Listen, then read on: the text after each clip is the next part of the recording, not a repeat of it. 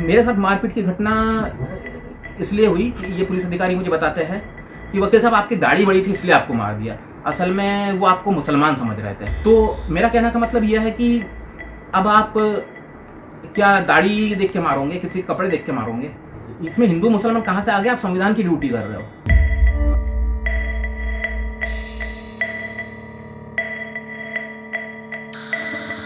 23 मार्च 2020 को जब लॉकडाउन नहीं था, 23 मार्च की शाम में अपने घर से अस्पताल जा रहा था।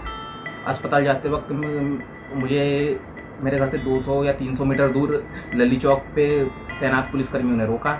उन्होंने मुझसे पूछा कहाँ जा रहा है? मैंने कहा भाई अस्पताल जा रहा हूँ, तबीयत खराब लग रही है।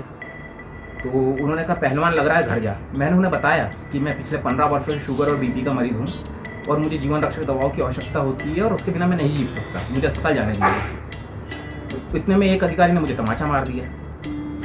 फिर मैंने कहा कि भाई आप तमाचा क्यों मार रहे हो, आप मुझे अस्पताल जाने दो।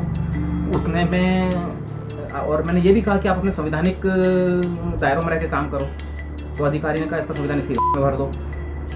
और उसके बाद सभी पुलिस कर्मी मुझ पर टूट पड़े और मेरी भयंकर बुरी तरह से पिटाई की। अब इस घटना की शिकायत मैं दूसरे दिन एसपी साहब से की, मुख्यमंत्री महोदय से की, डीजीपी से की। मेरे साथ मारपीट की घटना इसलिए हुई कि ये पुलिस अधिकारी मुझे बताते हैं कि वकील साहब आपकी दाढ़ी बड़ी थी इसलिए आपको मार दिया। असल में वो आपको मुसलमान समझ रहे थे। इस घटना की रिकॉर्डिंग मेरे पास है।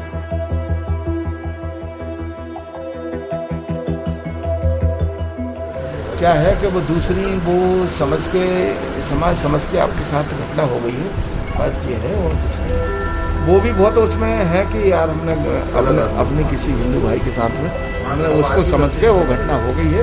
हमको किसी से बैर नहीं है। पुलिस जब भी हिंदू मुस्लिम राइट होता हिंदुओं का ही साथ देती, ये मुसलमान भी जानते, मगर वो अनभिज्ञता में आपके साथ में घटना हुई है। उसके लिए हमारे पास कहने को कोई शब्द नहीं है मेरे पास। उस दिन ना हिंदू मुस्लिम राइट थे ना कुछ था, कुछ नहीं था उस दिन। वो समझ गए जी गड़बड़ हुआ। तो क्या आप कह रहे हो मुसलमान समझ के मार दिया मुझे? हाँ वो समझ वो घटना हुई, क्योंकि वो हाँ दाढ़ी तो मेरी कब से बड़ी है, कभी कटी नहीं है। वो घटना इस कारण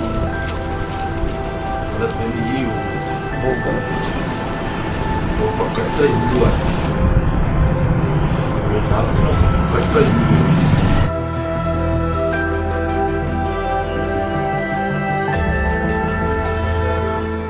अब मुझे एक अचंभित करने वाली बात कल पता चली जब दो पुलिसकर्मी मेरे पास बयान लेने आए।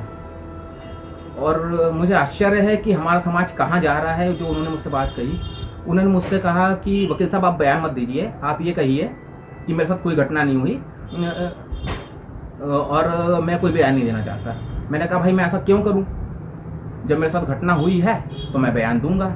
उन्होंने मुझ पर दबाव बना रहे हैं कि आप पुलिसकर्मियों के खिलाफ बयान न दे, कथन न दे।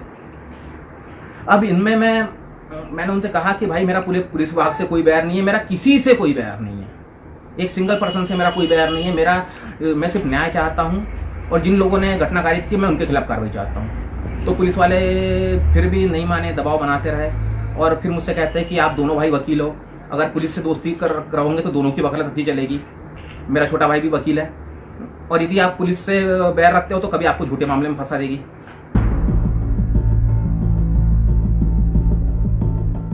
एसपी महोदय से जब मैं सूचना के अधिकार के अंतर्गत में रिकॉर्डिंग मांगता हूं तो वो कहते हैं कि डिलीट हो गई है। मतलब मुझे लगता है कि एसपी भी स्वयं सबूतों को नष्ट करने में लगे हुए हैं।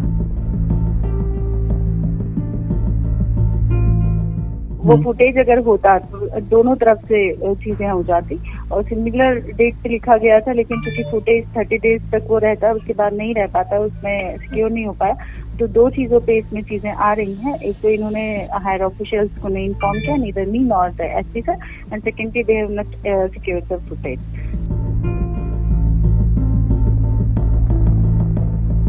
इस तरह का कोई भी चीज उन लोगों के द्वारा कोट नहीं किया गया। That's why I am not aware about that. किन लोगों के द्वारा? आपको जो रिपोर्ट जिन्होंने किया है? या अगर ऐसा है, कुछ भी चीजें हैं तो अंडर इंक्वायरी है। और अगर इस तरह की रबिश थिंग्स अगर बोली गई हैं, मतलब ये वाली पॉइंट पे बोला गया, डेफिनेटली अगर वो ऑन रिकॉर्ड है तो उस पर कार्रवाई होगी। घोर आपराधिक कृत्य कारित किया है पुलिस वालों ने, और जिन पुलिस वालों ने किया उन पर तो कठोर कार्रवाई होनी चाहिए।